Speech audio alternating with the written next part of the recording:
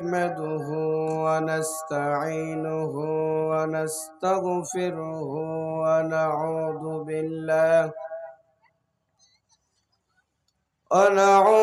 بالله من شرور أنفسنا ومن سيئات أعمالنا. من يهده الله فلا مضل له ومن يضلله فلا هادي له.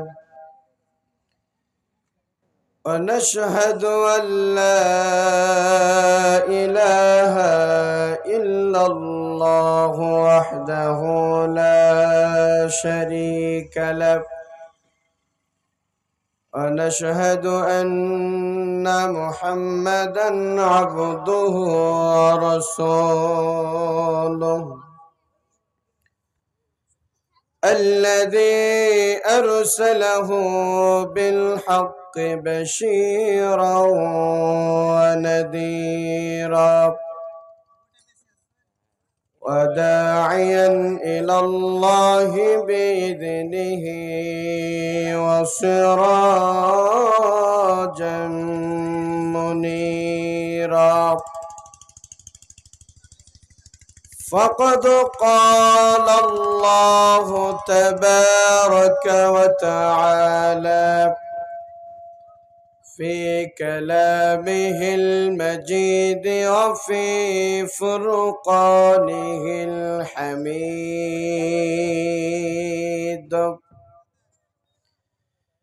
أعوذ بالله من الشيطان الرجيم.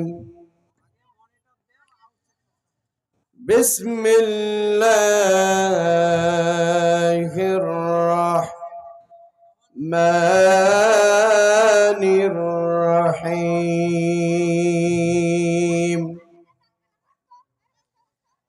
يا ليتها كانت القاضية ما أغنى عني ماليه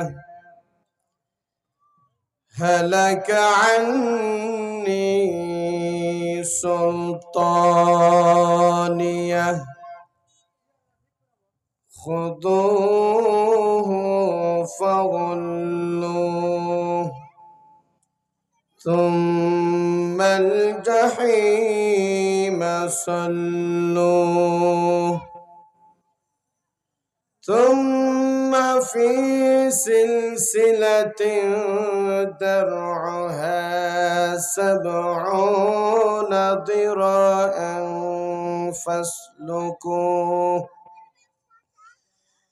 إنه كان لا يؤمن بالله العظيم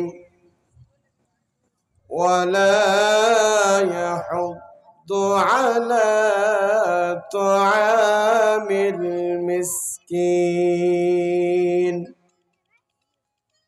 فليس له اليوم هاهنا حميم ولا طعام إلا من غسلين لا يأكله إلا الخاطئون.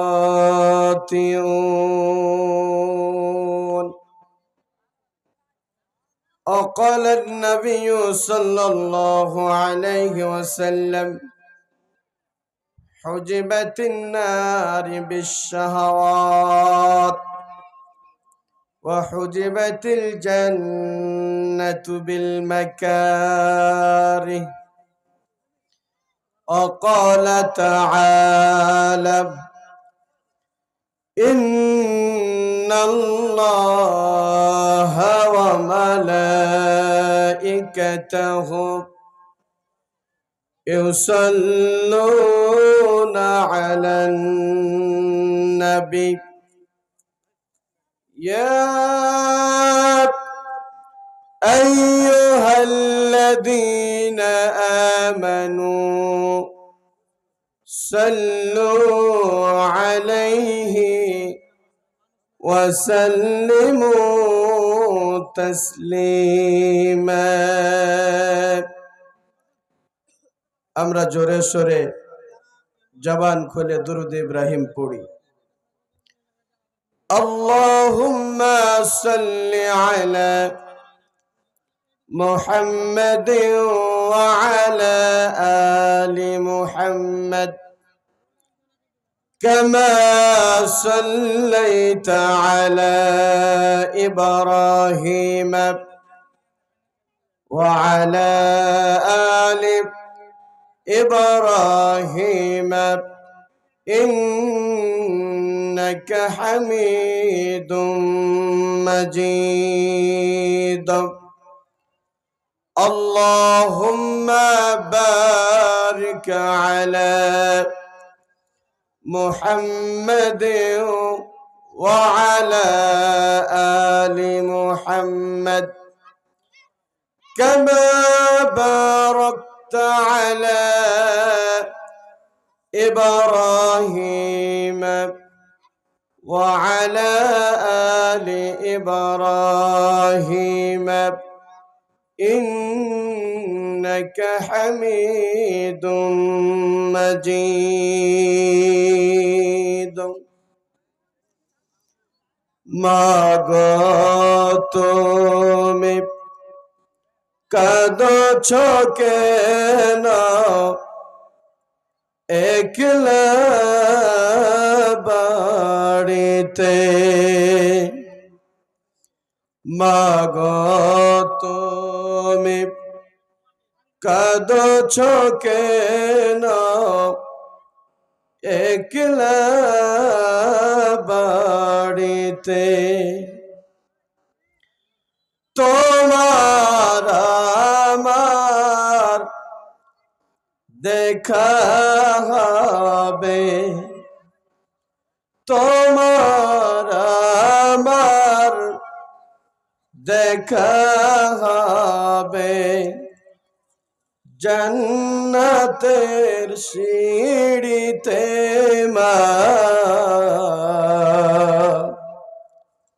মাগো তুমি কাঁদছো কেন একলা বাড়িতে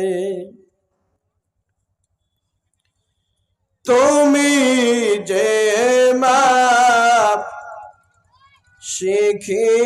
শিখিয়েছিলে শহীদেরা মরে না তুমি যে মা শিখিয়েছিলে শহীদেরা মরে না তাই তো মাগো হয়েছি শহীদ তাই তো মাগো হয়েছি শহীদ অভিমান করোনা মাগো তুমি কাঁদছো কেন একলা বাড়িতে মাগো তুমি কাঁদছো কেন একলা বাড়িতে তোমার ছেলে মিশে আছে মিছিলে মিছিলে তোমার ছেলে মিশে আছে মিছিলে মিছিলে, তারে তুমি খুঁজে নিও জান্নাতের সিঁড়িতে মা, ঝাবস চোখে খোঁজে নিও জান্নাতের সিঁড়িতে মা। মাগো তুমি কাঁদছ কেন একলা বাড়িতে? মাগো তুমি কাঁদছ কেন একলা বাড়িতে?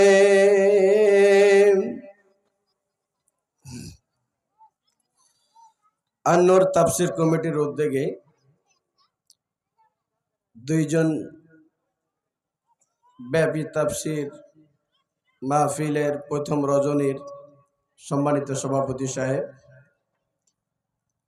আবার সামনে দিন প্রিয় ইসলাম প্রিয় দিন দরদি ভাইয়েরা, পর্দার আড়ালে আমার বাবা বোনেরা,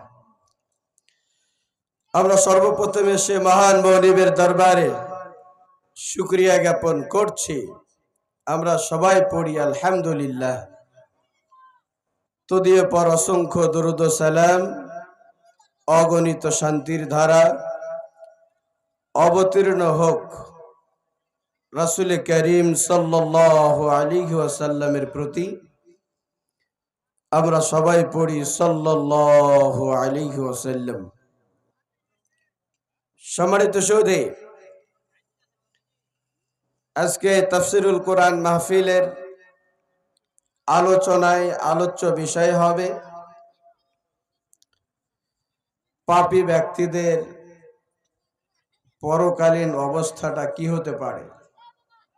আল্লাহ রাব্বুল আলামিন যদি আমাকে তৌফিক দেন, উল্লেখিত বিষয়ের উপরে কোরআন এবং হাদিস থেকে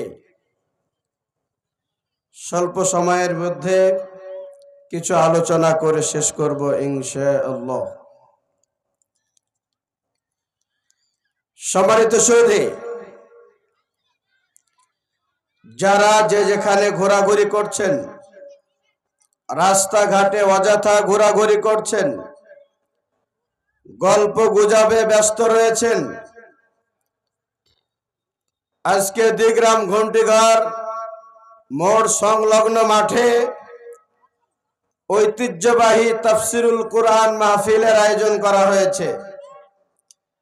সুতরাং আপনাদের সবাইকে বিশেষভাবে অনুরোধ জানাচ্ছি, এলোমেলো ঘোরাঘুরি না করে, কথাবার্তায় ব্যস্ত না থেকে নিজ নিজ কাজ পরিহার পরিত্যাগ করে তাফসীরুল কোরআন মাহফিলে আসার জন্য আপনাদের সবাইকে সবিনয় অনুরোধ জানাচ্ছি। আল্লাহ আপনাদের সবাইকে কবুল করুন, আল্লাহুম্মা আমিন। সম্মানিত সুধী, আজকের সমাজ ব্যবস্থা এতটা কঠিন এবং নোংরা বর্বরতার যুগে পদার্পণ করেছে যে মানুষ আজকে পাপকে পাপ মনে করে না, গুনাহকে গুনাহ মনে করে দেখে না। যার যেটা ইচ্ছা, যে যেটা চাচ্ছে, মন যেটা বলছে, সেটা নেই আজকে মানুষ ব্যস্ত রয়েছে। মানুষ ভেবেই দেখছে না মানুষ যে মানুষের পরকালে কি অবস্থা হবে, তাদের কি পরিণতি হবে, এ বিষয়ে মানুষ টোটালেই অজ্ঞ। কোনোভাবেই মানুষ ভেবে দেখছে না আমার কি হবে। অথচ আল্লাহ রাব্বুল আলামিন কোরআনুল কারীমে রেকর্ড করে দিয়েছেন যে আল্লাহ তাআলা বলেছেন লাউ ইউআখিদুল্লাহুন নাস মা তারাকা আলাইহা মিন দাব্বাহ ওয়ালাকিন يؤخرهم إلى أجل مسمى فإذا جاء أجلهم لا يستأخرون ساعة ولا يستقدمون الله رب العالمين বলেন কোরআনুল কারীমে রেকর্ড করে দিয়ে তামাম বিশ্ববাসীকে জানায় দিলেন ও দুনিয়াবাসী ও পৃথিবীবাসী তোমরা শুনে নাও জেনে নাও বুঝে নাও আল্লাহ তাআলা আরশ আজিম থেকে রেকর্ড করে দিয়ে দুনিয়াবাসীকে লক্ষ্য করে বললেন আমি যদি মানুষের অনাচারের কারণে অবিচারের কারণে ত্রুটির কারণে ভুলের কারণে অন্যায়ের কারণে অবিচারের কারণে মানুষকে তখনই ধরতাম পাকড়াও করতাম ধরে ফেলতাম বা তারাকা আলাইহা মিন দাব্বাহ জমিনে বিচারণশীল কোন প্রাণীকেই আমি ছেড়ে দিতাম না। কথাটি কার বাবা? কথাটি হচ্ছে আল্লাহ তাআলা। আমরা যে পৃথিবীতে এক একজন এক একভাবে অন্যায়ের সাথে জড়িত রয়েছে, কুকর্মের সাথে জড়িত রয়েছে, নেশার সাথে জড়িত রয়েছে, পাপ কাজের সাথে জড়িত রয়েছে। এই পাপ কাজ করার সময় সাথে সাথেই যদি আল্লাহ রাব্বুল আলামিন এভাবে ধরতেন পাকড়াও করতেন তাহলে বিচার জমিনে যারা যে সমস্ত পশু পাখি চতুষ্পাদ জন্তু যারা বিচরণ করে চলাচল করে উঠা বসা করে এই সমস্ত প্রাণীদেরকেও আল্লাহ রাব্বুল আলামিন ছেড়ে দিতেন না। সম্মানিত সহোদর, আল্লাহ রাব্বুল আলামিনের সকল বিচারের ব্যবস্থাপনা হলো পরকালে। আল্লাহ তাআলা বলেন ওয়ালাই ইউখিরুহুম ইলা আজালিন মুসাম্মা। আল্লাহ তাআলা বললেন ও পৃথিবীর মানুষ শুনে নাও জেনে নাও বুঝে নাও আল্লাহ বললেন ওই সমস্ত মানুষগুলোকে আমি নির্ধারিত সময় দিয়ে রেখেছি, সময় দিয়েছি। ফাইদা জাআ আজালুহুম যখন সেই নির্ধারিত সময় চলে আসবে, যখন সেই নির্ধারিত সময় উপস্থিত হয়ে যাবে লা ইস্তাখিরুনা সাআতাও ওয়ালা ইস্তাকদিমুন। ওই অপরাধী মানুষেরা, ওই অন্যায়কারী মানুষেরা, ওই জুলুমবাজ মানুষেরা, ওই দুর্নীতিবাজ মানুষেরা যখন নির্ধারিত সময় চলে আসবে, ধরার সময় চলে আসবে, পাকড়াও করার সময় চলে আসবে, তখন ওই মানুষগুলো বিন্দু পরিমাণ এক সেকেন্ড এক মিনিট সামনের দিকে এগিয়ে যেতে পারবে না, পিছনের দিকেও সরে যেতে পারবে না। আল্লাহ যখনই বলবেন ইন্না বাতশা রাব্বিকা লাশাদীদ, আল্লাহ বললেন বান্দা আমি ধরি না, যখন আমি ধরি আমি আর ছেড়ে দেই নাই, আর আমার ধরাটা হলো অনেক কঠিন এবং জটিল। ও দুনিয়াবাসী, পৃথিবীবাসী, আপনাদের বলি, আমরা যদি অন্যায় থেকে বাঁচতে না পারি, আমাদের ত্রুটি বিচ্যুতি থেকে যদি আমরা দূরে সরে না থাকতে পারি, আমাদের জন্য জান্নাতে যাওয়া একেবারে অসম্ভব হয়ে যাবে। সম্মানিত সুধী, আমরা আলেমরা মসজিদে ওয়াজ করি, তাফসীর মাহফিলে ওয়াজ করি, মানুষদেরকে বিভিন্ন কথা আমরা শোনাই, বলি। এই মানুষগুলো যখন কোরআনুল কারীমের মাহফিলে আসে, কোরআন এবং হাদিস থেকে আলোচনা শ্রবণ করে, শোনে, তখন সবাই ফেরেশতার মতো হয়ে যায়। আর যখন এই আলোচনা শুনে বাসায় চলে যায়, এই আলোচনার কথা আর কারো মনে থাকে না। সম্মানিত সুধী, একদিন আপনাকে পাকড়াও হতেই হবে, একদিন আপনাকে বিচারের আওতাধীন হতেই হবে। এই পৃথিবী থেকে কেউ বাঁচতে পারে নাই, আগের মানুষদেরকে মৃত্যুবরণ করতে হয়েছে, আপনাকেও হবে। একদিন মাটির ভিতরে হবে ঘর রে মন আমার, কেন বাঁধো দালান ঘর। একদিন মাটির ভিতরে হবে ঘর রে মন আমার, কেন বাঁধো দালান ঘর। রক্ত মাংস হাড় হাড্ডি সব পচে সড়ে গলে যায়, সোনার দেহ খাইবে পোকায়, কিছু করার নাই উপায়। রক্ত মাংস হাড় হাড্ডি সব পচে সড়ে গলে যায়, সোনার দেহ খাইবে পোকায়, কিছু করার নাই উপায়।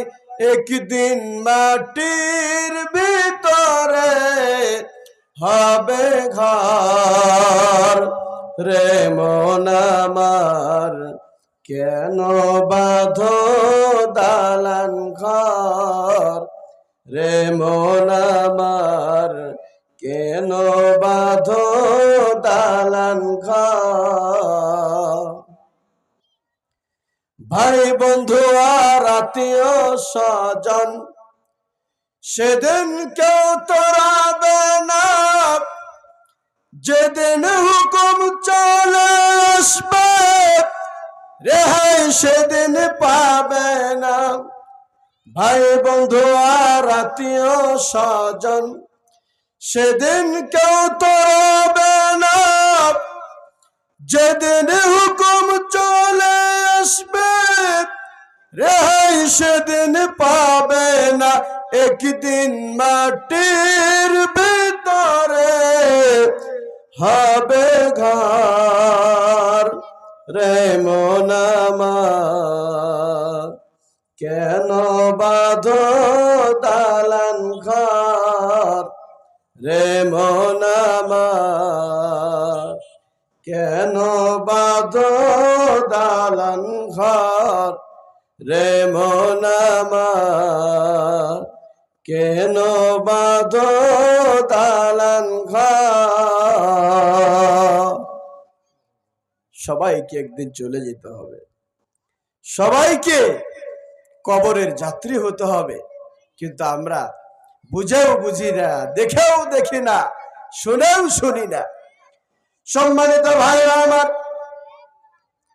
মানুষ যখন আল্লাহর কাঠগড়ায় পাকড়াও হয়ে যাবে, ধরা পড়ে যাবে, সেই দিন মানুষেরা বলবে ইয়াকুলুল ইনসানু ইয়াওমাইদিন আইনাল মাফার। মানুষ যখন টেনশনে পড়ে যাবে, বিপদে পড়ে যাবে, ওই সময় মানুষ বলবে, হায় রে, পালাবো কোথায়, লুকাবো কোথায়, কোথায় পালিয়ে গেলে নিজের আত্মাকে প্রশান্ত দিতে পারবো, নিজের আত্মাকে অটল রাখতে পারবো, শান্তিতে রাখতে পারবো। এভাবে মানুষ সেই দিন বলবে, ইয়াকুলুল ইনসানু ইয়াউমাইদিন আইনাল মাফার, কোথায় পালাবো, কোথায় চলে যাব। মানুষ কথা বলবে আর ছুটাছুটি করবে, ঘোরাঘুরি করবে, পাগলামো করবে। আল্লাহ তাআলা আরশ আজিম থেকে বলবেন, কাল্লা লা ওয়াজার ইলা রাব্বিকা ইয়াউমাইদিনিল মুস্তাকর। আল্লাহ বলবেন বান্দা, আল্লাহ আরশ আজিম থেকে বলবেন, বান্দা, ও আমার বান্দিরা, তোমরা পালানোর জন্য ছোটাছুটি করছো, দৌড়াদৌড়ি করছো, তোমাদের পালানোর কোনো জায়গা নেই, তোমাদের পালানোর কোনো স্থান নাই। কাল্লা লা ওয়াজার, কোথাও পালিয়ে যেতে পারবে না।